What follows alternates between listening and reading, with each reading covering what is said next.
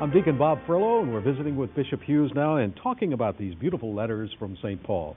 You know, St. Paul speaks with a deep, some sort of unity, some sort of understanding, some sort of personal knowledge of Jesus with very much authority.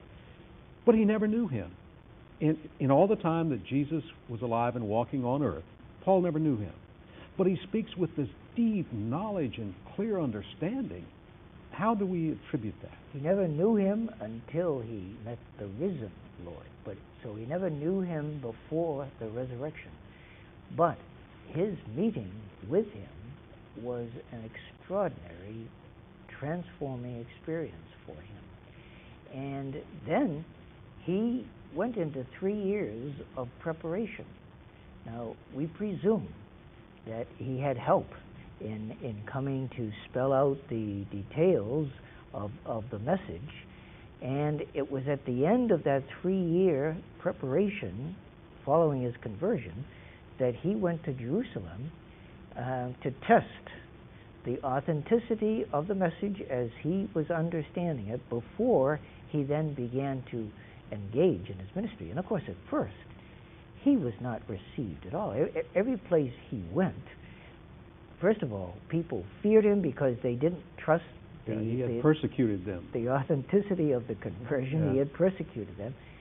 And secondly, he also, because of the force of his personality, tended to preach the message in a way that offended people. So he became, very early on, a persona non grata.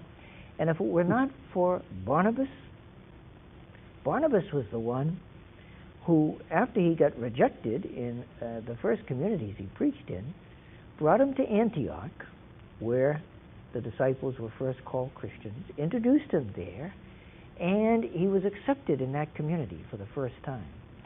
The interesting thing is, after Barnabas, who was one of the prominent figures in the first part of the Acts of the Apostles, after this introduction in Antioch and Paul begins to move into his missionary journeys, Barnabas recedes into the background and Paul emerges. Was Barnabas somewhat mentor to him in this new faith or in his public presentations? Well, it's not clear that he was a personal mentor. What is recounted in the Acts of the Apostles is that he came to his rescue and brought him to Antioch because there were Gentiles in the community there, and he thought that would be a community in which he'd be received, and that's exactly what happened. Was Barnabas a Jew, or was he converted before Paul? No, Barnabas was a Jew.